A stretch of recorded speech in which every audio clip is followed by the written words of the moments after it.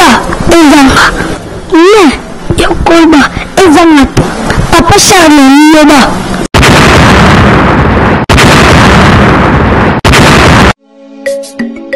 Ô esprit tout c'est puissant, maître du temps de vengeance, les lions du Congo tout puissant. Ezali kaka motuna oyo ngai natuni na bana na nzambe. Mutu na mutu aluka réponse ya kopesa na susi kaka ya kokambola mboka na biso Kongo. Eza teke soki mwana ke epai ya tata na ye atuna mituna ya paso elati ye tata azwa manduki ya bomba ye te.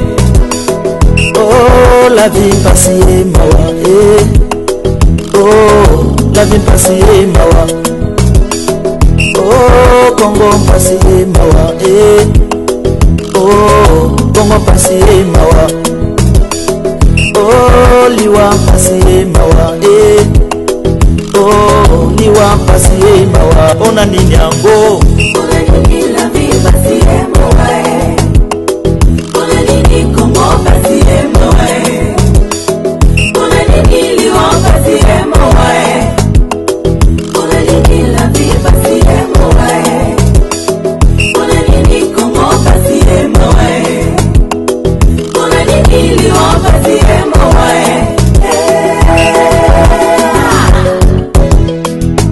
Est-ce que notre souffrance vient des dieux ou des hommes?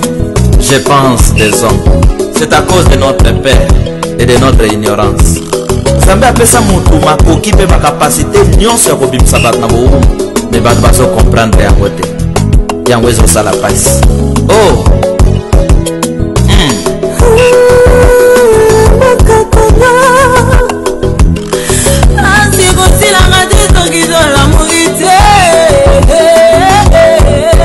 son enfant.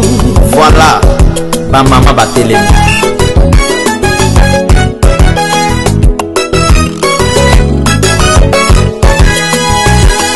Oh nziamtad alkanjeliziam.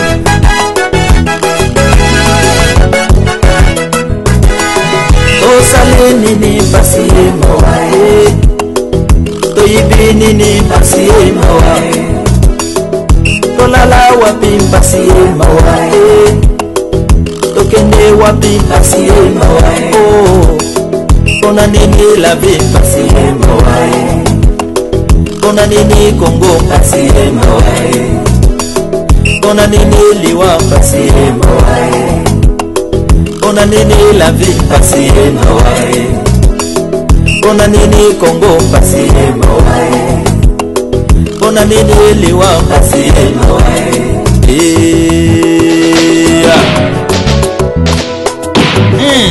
Loi esili, grâce esili, et comme étant ya vengeance. Oh vengeance, sala mosala na yo. Oh kende dize mpasi mawa na politique mpasi mawa na Kinshasa mpasi mawa ubele tondi mpasi mawa ona nini la vie passe mawa ona nini Congo passe mawa ona nini liwa passe mawa.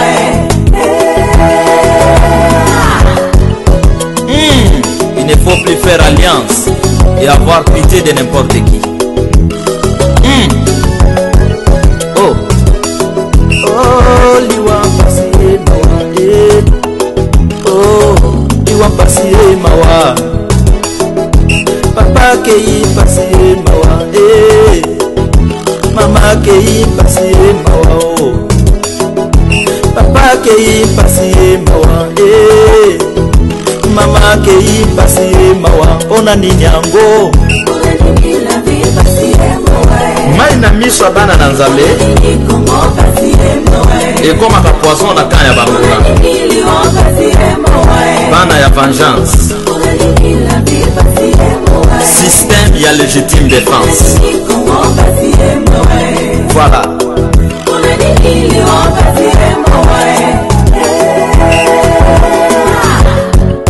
Ezali moment ya koswana te ya koluka ba raison Oh biso ba chrétien, biso église noire, biso ba musulman. Ah oui, ça dans le moment ya kobonde la Congo, Congo dénominateur commun.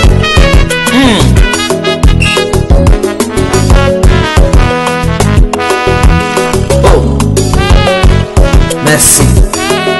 Gloire. Oh esprit, tout c'est puissant. Okendero pampasi mawa. Osonga en Afrique pampasi mawa. Amerika pampasi mawa. Nazi pampasi mawa. Wapi makasi ya banganga ya ba chef coutumier. Bakumisaka biso nde ba chef de terre mawa. Armée à vengeance, éliminer Bango. Tout puissant, y est pour la Congo, tout puissant. Pas si, oh, ils ont changé. Pas si, il y a un temps, il y a un mercenaire.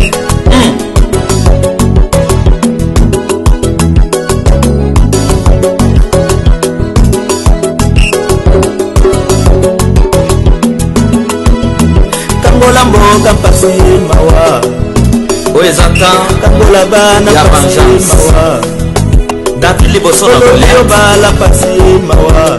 Akenda iteka kana maloba. Oboiko bala pasi mawa. Mais akenda kina maloba bena libanga. Oboyata mawa. Bana na Nzambe. Papa baleli pasi. Ba changer ndenga kokunda bitumba na bango. Papa baleli pasi mawa. Bandimi baleli pasi mawa. Ona nini yango? La vie passie mauvais. On a dit comment passer mauvais. On a dit l'on passer mauvais. On a dit la vie passer mauvais. On a dit comment passer mauvais. On a dit l'on passer mauvais.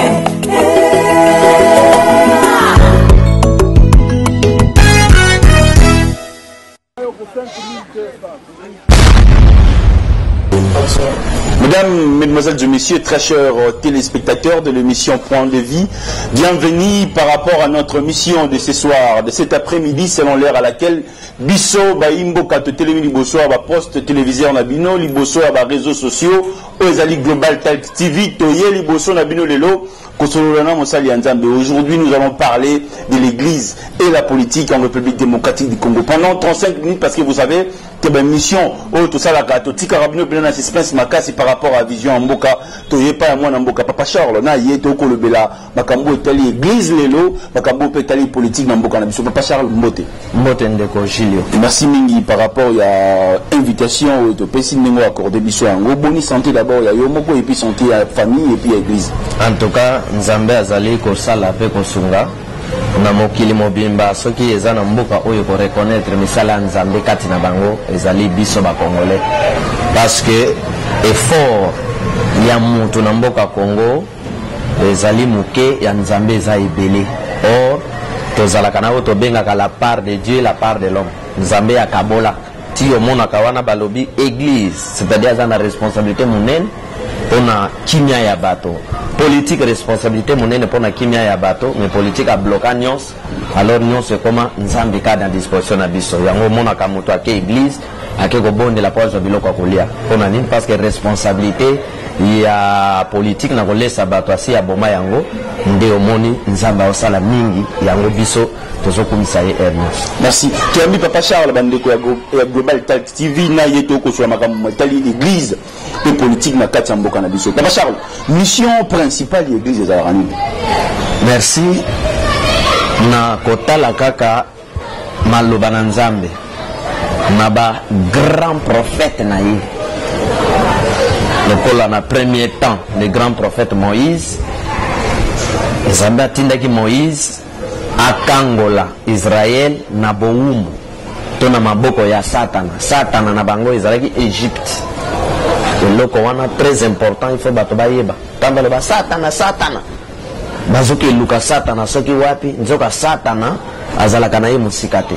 Satana ya Israël ntango wana ezalaki Égypte, akangamaki na boumu na minyoko na mboka ya bato na misala ya makasi a souffrir de Nzambe atindaki sauveur Moïse. Donc l'envoyé de Dieu, le prophète principal qu'on appelle majeur, maître il y a grand temps, ayaka pona ko bikisa ko sauver bato ko sauver wana sur tous les plans tozana boumbo spirituel tozana boumbo politique tozana boumbo scientifique alors nde envoyé de Dieu bayaka pona ko bimisa bato na boumbo bokoma libre. C'est ce que Moïse a fait. Alors na kati na ye ezalaka na bataillon ya armée. Armée wana ezali ba service nyonso ko sala na kati ya discipline ya grand prophète. Par exemple na loi ya Moïse ezali ba prophète, ezali ba sacrificateur, ti ba pharisien baye pona koya ko bebisa. Christ pe tangwa ye kaka mission Moïse ayaki nango. Ko bimisa bat na boumbo Christ aye ko continuer même mission. Nde Moïse aloba prophète moko koya comme moi écoutez-les.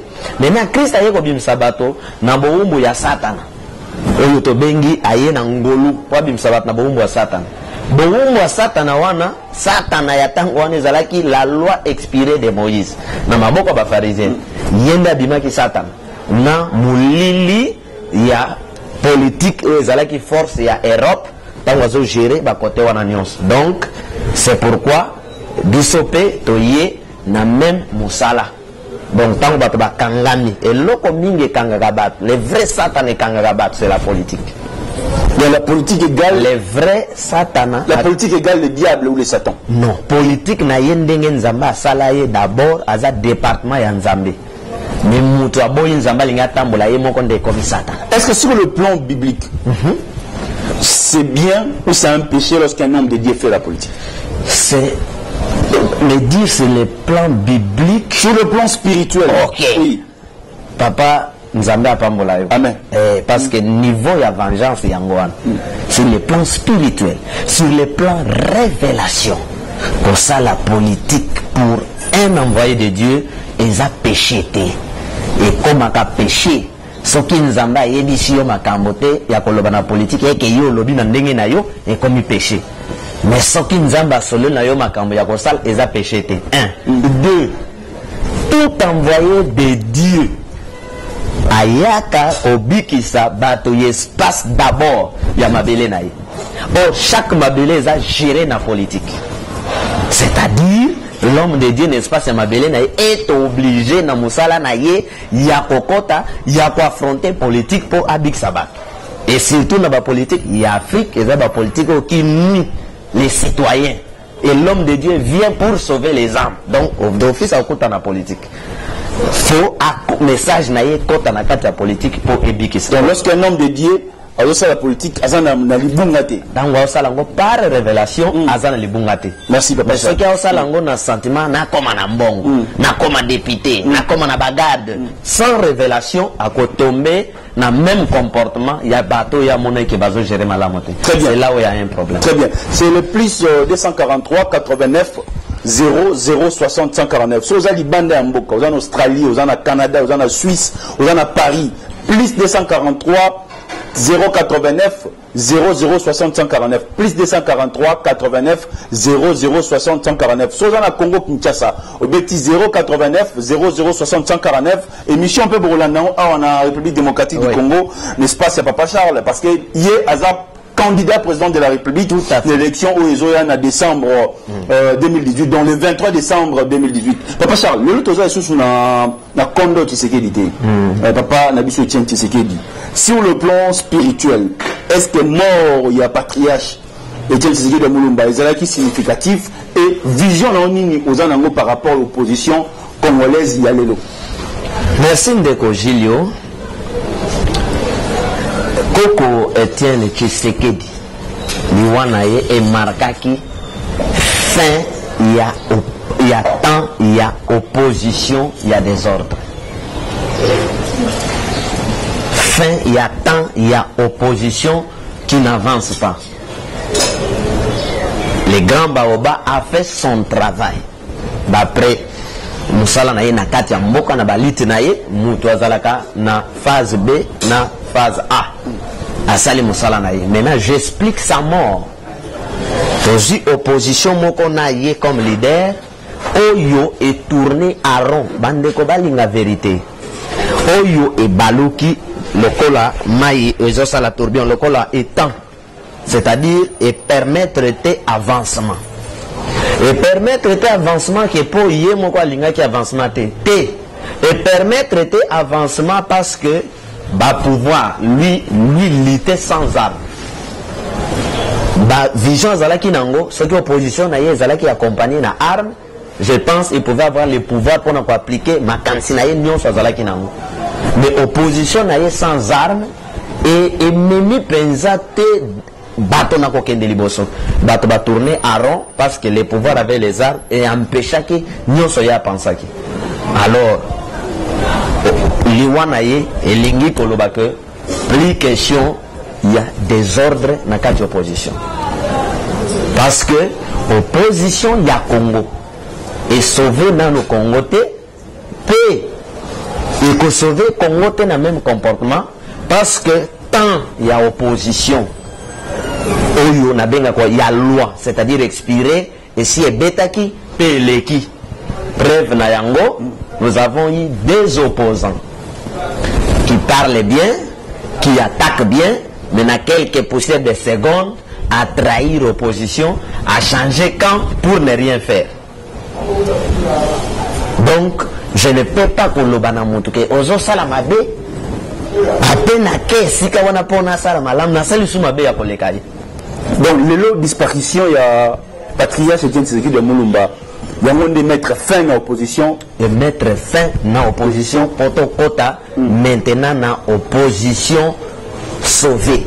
Très bien. Mais classe politique, monsieur, sur le plan de l'opposition, il serait le Congo. Nous avons Bruno Tchibala, Félix Tshisekedi, il y a Patriarche Tshisekedi, Moïse Katumbi. Vision sur le plan spirituel, Sir Bango. Opposition, oui. Ezali fait partie à ancienne opposition. Ezane loko ko salate. Donc tous ces opposants ici ban loko salate. Landanga malam. Bande comme sous otangi wana bazalaki na les grands opposition de Kwetien. Soit na ba terme na bango politique bamiso ba trahir, ba traître tout na ndenge na bango ba changer camp. Quand on va changer camp, il faut pas appliquer penser ya Mbuta Etienne. Mais ba kekuna Yomoko Ozali Nakati Mboka Omonike tout ce qui va reprocher le pouvoir en place va sali en côté. Le comité Sika Oyo peuple Congolais bando comme ça a comment bazali sous na eloko ko sala te parce que vision ici Moutetien a que na opposition na bazali eloko ko sala te ba mususu tangi ce sont des gens qui travailler na pouvoir en place ba meli ba le ba tondi ba zui.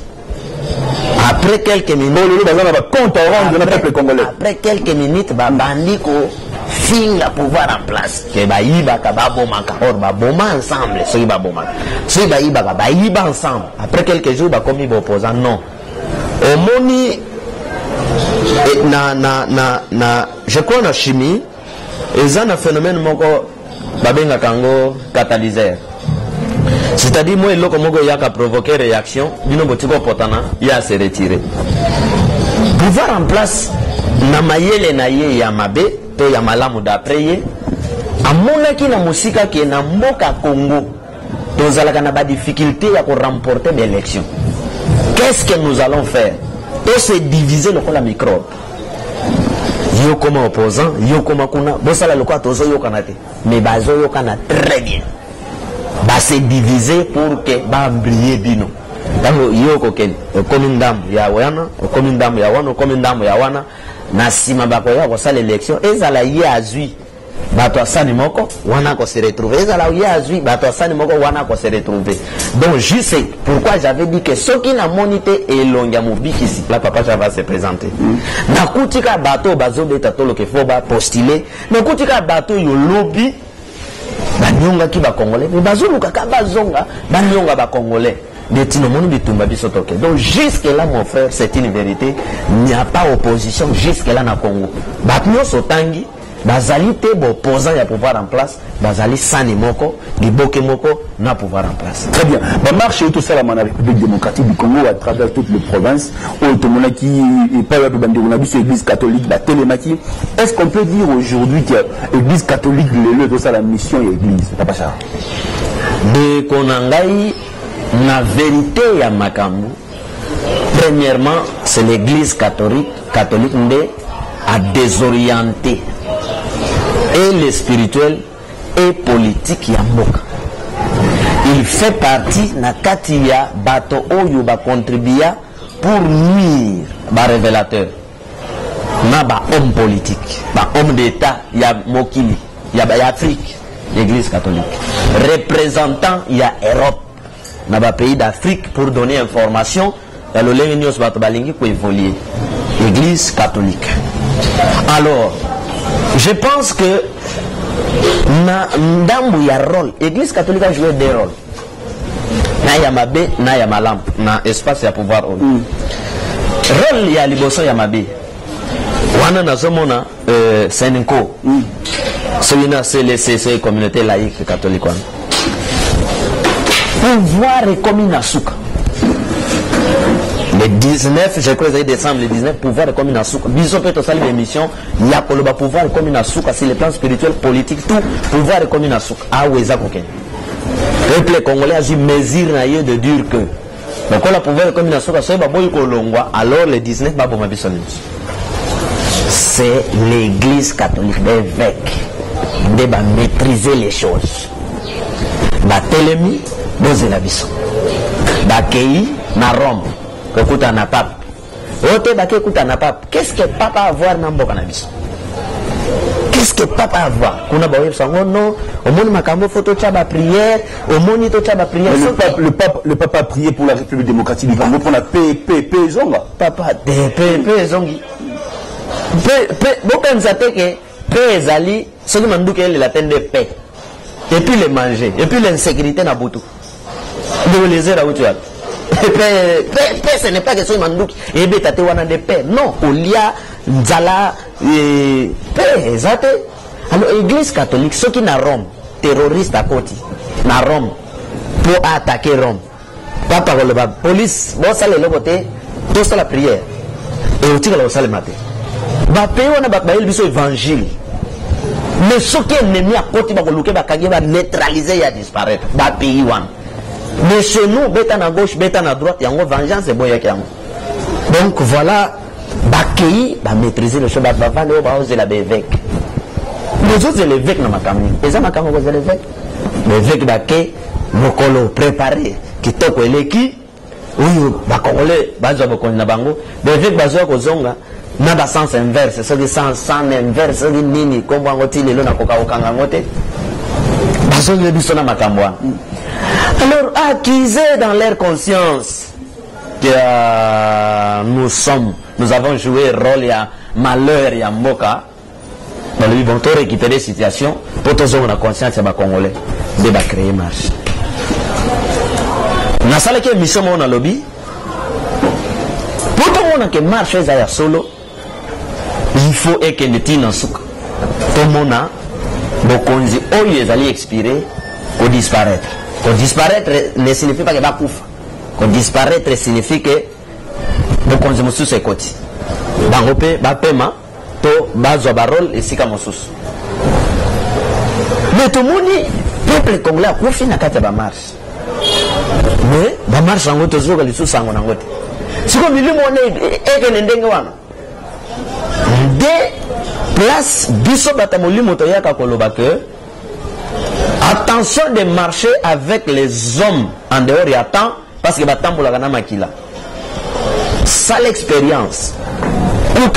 Chaque fois babongisaka et lokomoko au dialogue, au concertation, au et lokomoko na mboka.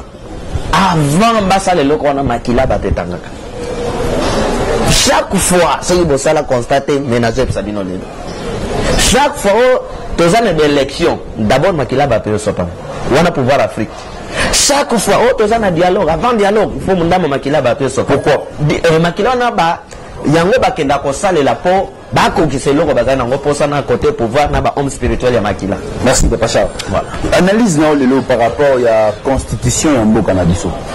Et par rapport à accord ya Saint-Sylvestre où ba sango ba présenter la kibiso. Na quatre accord à Saint-Sylvestre, il était dit que premier ministre et puis président à Sensa à Koutana rassemblement bar limité.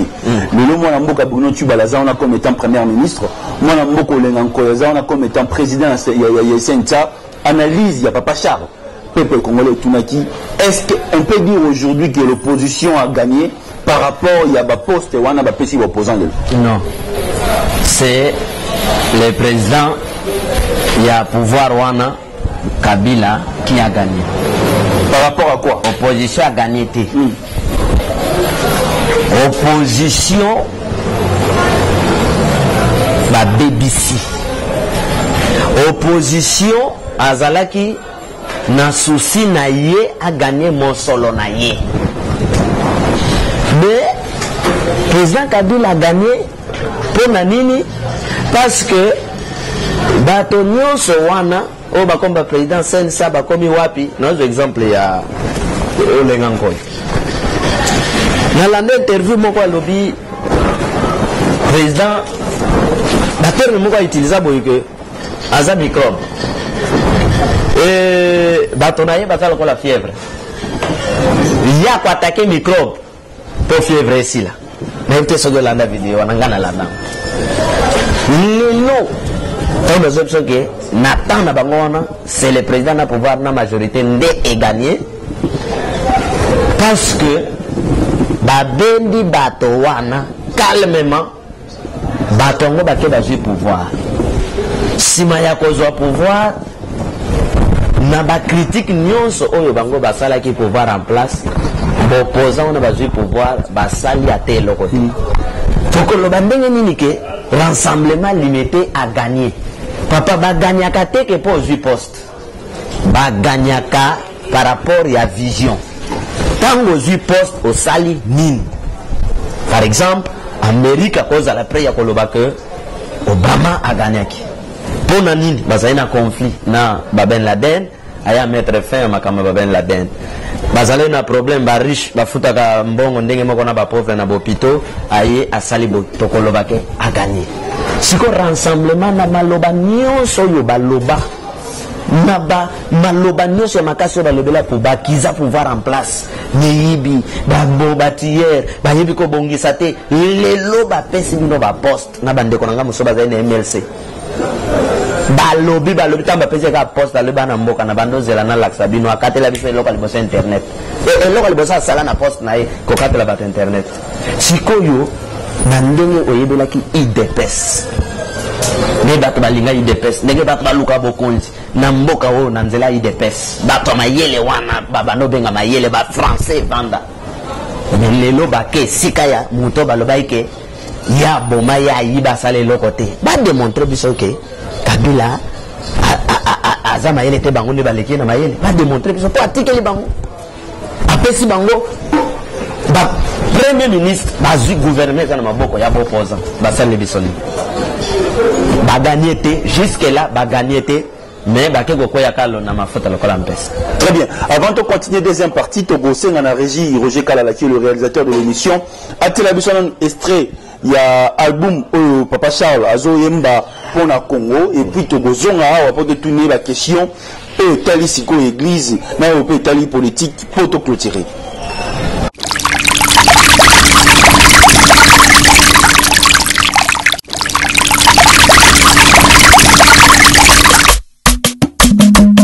Esprit tout cet puissant, tozana kati ya champ magnétique ya délivrance. Moto abanga iloko te. Elombe tout cet puissant. Oh, tout cet puissant. Elombe tout cet puissant. Elombe tout cet puissant. Zamane tout c'est puissant. Zamane tout c'est puissant. Oh tout c'est puissant. Odimier. Oh tout c'est puissant. Esprit tout c'est puissant. Esprit tout c'est puissant. Esprit tout c'est puissant. Maître de la vengeance. Esprit tout c'est puissant. vengeance ezali consulté ya grâce. Esprit tout c'est puissant. Ndenge grâce azali continuité ya loi. Esprit tout c'est puissant. Bana vengeance match échange. Esprit tout c'est puissant. Soki tolandi comportement ya grâce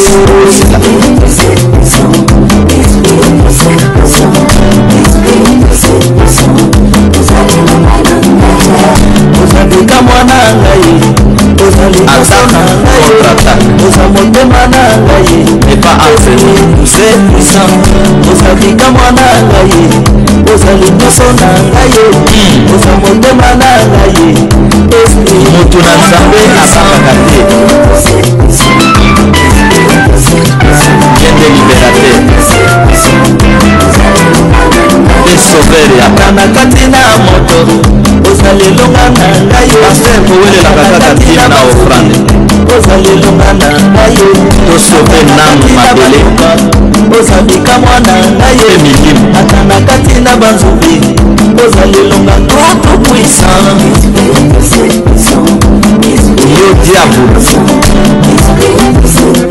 longwa na nzela ya bana ya vengeance ata na kati na bitumba baleka ozali elonga na ngai ata na kati na babele ozali elonga na ngai ata na kati na koyina moto ozali elonga na ngai mai ata na kati na minyope pe mopepe ozali elonga trop puissant. sanga banguna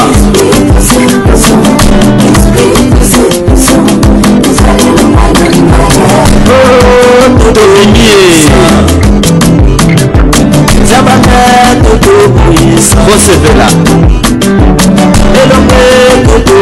elombe aza na ngambo na biso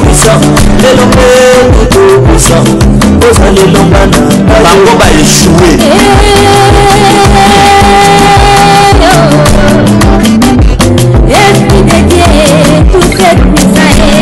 éternel mon père esprit tout c'est puissant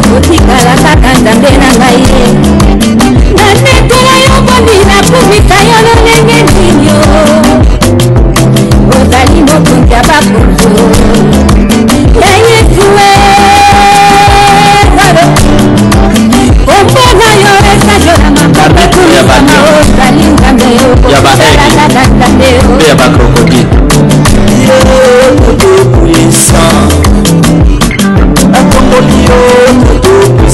Garkanjenziam système ya légitime défense répété est-ce que okoki kobinela ye avec joie parce que toremporte victoire zoka bato ya minene mpe babina ata na kati na moto ozali elonga na ngai ata na kati na banzobe ozali elonga na ngai ata na kati na banguna ozali elonga na ngai akokumisa nzambe kati na nini ozali elonga na ngai patron azalaka te po délivrance oyo apesi yango biso nyonso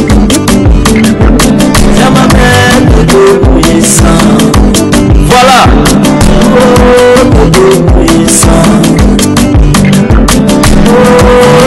abusi bitumba mpe alongisi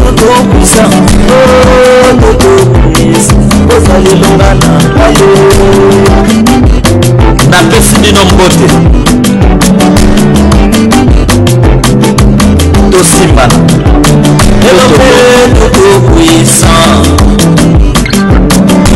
bitumba entre nous tokoyango